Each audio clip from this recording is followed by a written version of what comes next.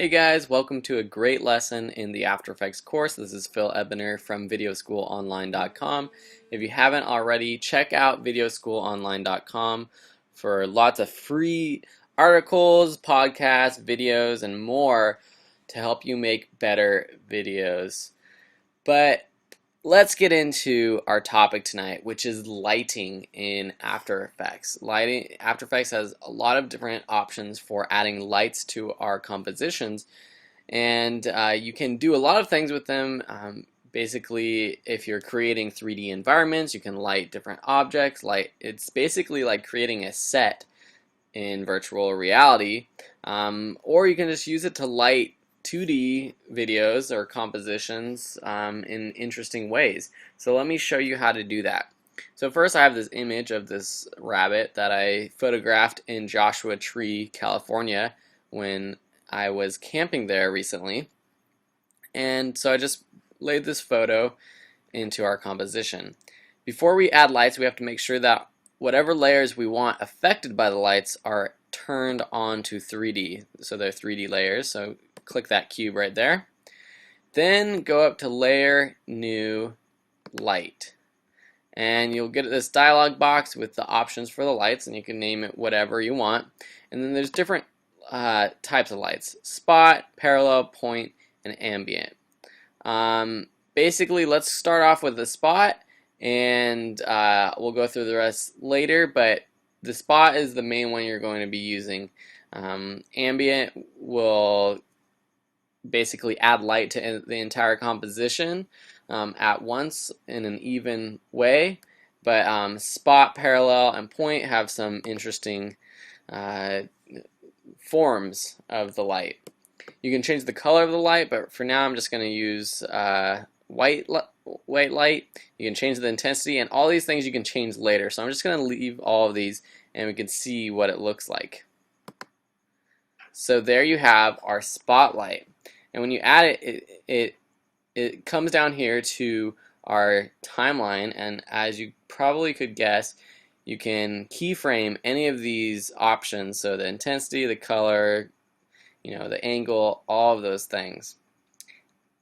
One thing to notice is this light that is added in our composition. This isn't actually going to be seen in our composition if we export it, but it is there for us to easily edit while editing in After Effects. So we can kind of click this light and move it around. So there is the positioning of it. So this green, blue, and red arrows, these are for positioning it, so you can move it, left, right, along the x-axis, up or down, or with the z-axis, you can move it back further away or closer to our composition. There is also the point of interest. So this is basically where it is pointing, and that's this little blue dot with the line connected to the light. And you can get to that through the transform tools down here. You see this point of interest as well as the position and all the rotation as well. So you can change it that way if you don't want to just click within your composition. Also, let's look at the different things you can do with the light, such as cone angle. You can make it wider or more narrow. You can make it more or less feathered. You can change the fall off to be more of a squared or smooth fall off. You can also change the radius of it all, and the fall off distance,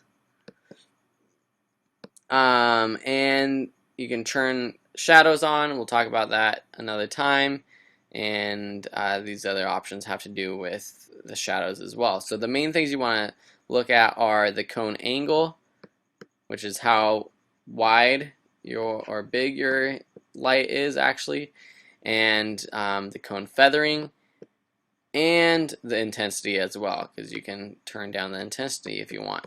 You can even go above 100, which starts to make whatever the image is or the subject of our light, it starts to overexpose it if it goes over 100%. So one cool thing that I like to do is just set up compositions with cool, unique lighting. So let's try to do something like that, and I'll show you some cool lighting setups. So say we just want this bunny on the side of our composition lit up. So we can, put our light up in the middle, up above, and then put the point of interest, right where our rabbit is. And this is pretty cool. Lighting. Maybe we want to have text over here on the right or something like that. We can animate the point of interest. So we'll go into the transform tools. We'll set a keyframe right there. That's where we want the light to end up, so we'll move that to about 1 second. Then we'll move it maybe over here so it looks like it's searching at the start of our composition. And then what we're going to do, as well as in our light options, we're going to keyframe the intensity. So about halfway through this movement, so at 1 second or half a second, we'll have the intensity be 100%. But at the start, we'll just we'll lower it to 0. So it kind of appears. Now let's render this out and see what this looks like. So there you have it, our light kind of scanning the ground and finding our rabbit. So that's pretty cool. Or if you don't, if you're not necessarily adding lights with motion, you can just have a cool setup. Let's change the intensity to 100, and you just have cool lighting throughout the entire composition. So maybe you want some sort of vignetting. So let's sometimes it helps to decrease the size of your composition. Going over to this 100%, you can make it 50% so you can see more and move the light into more unique places. So maybe we want the light to be coming from below, something like this. And then we can decrease the cone angle. Just play around with it.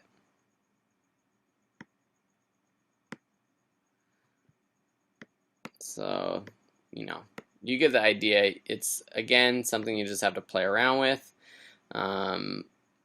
and figure out what lighting setup you want. I hope you're enjoying these lessons. If you have any questions about the lighting in After Effects, please let me know. But for now, I'm just going to let you play with it. But let me quickly show you the other lights. So we can change this light. So for example, let me just make this a little bit bigger. We'll put this at 100%. Then I'm just going to change it to parallel. And so this is basically very wide light. So it has different, this is kind of a different effect than the spotlight. You can choose the point, which is also similar to parallel. It's wider than the spotlight. This one you can change the width by changing the radius. And then you have ambient, which is basically just complete. It affects the entire composition. And it's just for adding, making your composition a little bit brighter. Say you want, one reason you would do this is, say you want the whole thing lit up, but you also want a spotlight on our rabbit. So you want to be able to see everything, but you want the rabbit to be the main thing that you see. Then you can add a second light. We'll shine the spotlight down on our rabbit, something like that. And there, unlike before where we didn't have the ambient light, where it was just the spotlit rabbit, now you can see the rest of the composition, but you can also, the rabbit is highlighted. You can turn down the ambience or not, or turn it up. But of course, you have to be careful because when you're adding multiple lights together, you can get things to parts of your composition to be overexposed. As you can see here, it's getting too bright because it's adding both lights together. So we'll turn that down. So as you can probably tell, there's lots of things you can do with lights, and there's lots to learn, but it really takes playing around with them and just practicing. So get to it and let me know if you have any questions. Thanks for watching, and have a great day.